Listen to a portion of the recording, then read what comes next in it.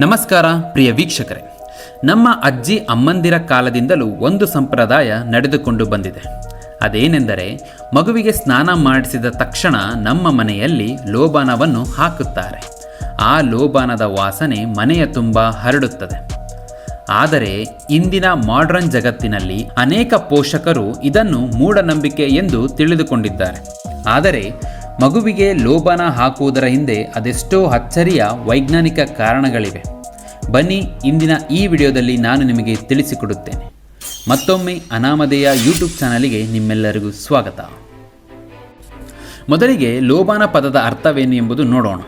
ಲೋಬಾನ ಎಂಬುದು ಒಂದು ನೈಸರ್ಗಿಕ ಮರದ ಅಂಟು, ಅಂದರೆ ಇಂಗ್ಲಿಷ್ನಲ್ಲಿ ರಿಸಿನ್ ಎಂದು ಕರೆಯುತ್ತಾರೆ.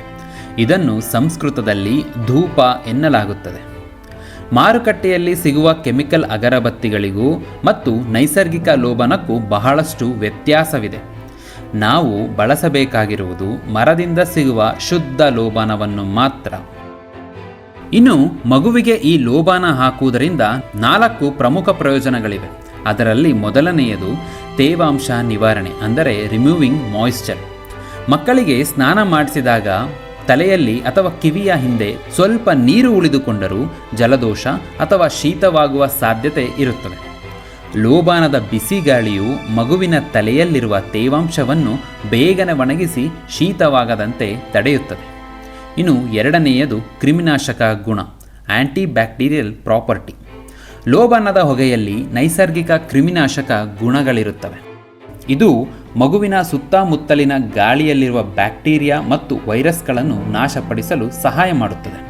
ಇದರಿಂದ ಮಗುವಿಗೆ ಸೋಂಕು ತಗುಲುವ ಸಾಧ್ಯತೆ ಬಹಳಷ್ಟು ಕಡಿಮೆಯಾಗುತ್ತದೆ. ಮೂರನೆಯದು ಉತ್ತಮ ನಿದ್ದೆ ಮತ್ತು ಶಾಂತತೆ. It promotes sleep. ಲೋಬಾನದ ಸುವಾಸನೆಯು ಮಗುವಿನ ಮೆದುಳಿನ ಮೇಲೆ ಹಿತವಾದ ಪರಿಣಾಮ ಬೀರುತ್ತದೆ. ಇದು ಮಗುವಿನ ಆತಂಕವನ್ನು ಕಡಿಮೆ ಮಾಡಿ ಮಗು ದೀರ್ಘಕಾಲ ನೆಮ್ಮದಿಯಿಂದ ನಿದ್ರೆ ಮಾಡಲು ಸಹಾಯ ಮಾಡುತ್ತದೆ. ಇನ್ನು 4ನೆಯದು ರೋಗ ನಿರೋಧಕ ಶಕ್ತಿ, ಇಮ್ಯುನಿಟಿ ಪವರ್. ಹಳೆಯ ಕಾಲದ ಆಯುರ್ವೇದ ಪದ್ಧತಿಯಂತೆ ಧೂಪ ಹಾಕುವುದರಿಂದ ಮಗುವಿನ ಉಸಿರಾಟದ ಮಾರ್ಗ ಶುದ್ಧವಾಗುತ್ತದೆ ಮತ್ತು ಇದು ರೋಗ ನಿರೋಧಕ ಶಕ್ತಿಯನ್ನು ಹೆಚ್ಚಿಸುತ್ತದೆ ಎಂದು ಆಯುರ್ವೇದ ಹೇಳುತ್ತದೆ. ಈ ಲೋಬಾನವನ್ನು ಮಗುವಿಗೆ ಹಾಕಬೇಕಾದರೆ ಸಾಕಷ್ಟು ವಿಧಾನಗಳನ್ನು ನಾವು ಬಳಸಬಹುದು. ಆದರೆ ಸರಿಯಾದ ವಿಧಾನವನ್ನು ನಾವು ಪಾಲಿಸಬೇಕು. ಕೆಂಡದ ಮೇಲೆ ಸ್ವಲ್ಪ ಲೋಬಾನದ ಪುಡಿಯನ್ನು ಹಾಕಿ ಮಗುವನ್ನು ಕೆಂಡದ ಹತ್ತಿರ ಇಡದಂತೆ ಸ್ವಲ್ಪ ದೂರ ಇಡಿಯಬೇಕು. ಮಗುವಿಗೆ ಲೋಬಾನದ ಹೊಗೆ ಸರಿಯಾಗಿ ಹೋಗುವಂತೆ ನೋಡಿಕೊಳ್ಳಬೇಕು ಮತ್ತು ಮನೆಯ ಕಿಟಕಿಗಳನ್ನು ಪೂರ್ತಿಯಾಗಿ ಮುಚ್ಚಬಾರದು. ಸ್ವಲ್ಪ ಗಾಳಿಯಾಡಲು ಸಹ ಜಾಗ ಬಿಟ್ಟಿರಬೇಕು.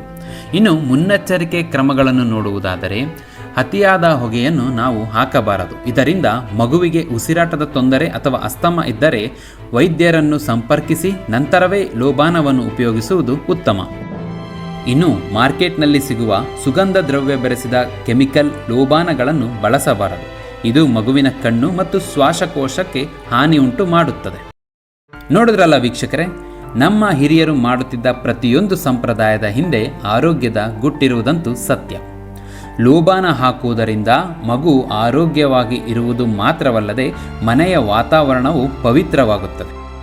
ಇನ್ನು ಈ ಲೋಬಾನದಿಂದ ಕ್ರಿಮಿಕೀಟಗಳು ಅಷ್ಟೇ ಅಲ್ಲದೆ ಸೊಳ್ಳೆ ಮತ್ತು ನೊಣಗಳಂತಹ ಕೀಟಗಳು ಸಹ ಮನೆಯಿಂದ ಓಡಿ ಹೋಗುತ್ತವೆ. ಈ ಮಾಹಿತಿ ನಿಮಗೆ ಇಷ್ಟವಾಗಿದ್ದರೆ ವಿಡಿಯೋಗೆ ಒಂದು ಲೈಕ್ ಮಾಡಿ ಮತ್ತು ಇದೇ ಥರದ ಇಂಟ್ರೆಸ್ಟಿಂಗ್ ಫ್ಯಾಕ್ಟ್ಸ್ಗಳಿಗಾಗಿ ಅನಾಮಧೇಯ ಯೂಟ್ಯೂಬ್ ಚಾನಲ್ನನ್ನು ಸಬ್ಸ್ಕ್ರೈಬ್ ಮಾಡಿ ಎಂದು ಕೇಳುತ್ತಾ ನಿಮ್ಮ ಪ್ರೀತಿಯ ಅನಾಮಧೇಯ ಈಗ ಹೋಗಿ ಬರುತ್ತಾನೆ. ಧನ್ಯವಾದಗಳು.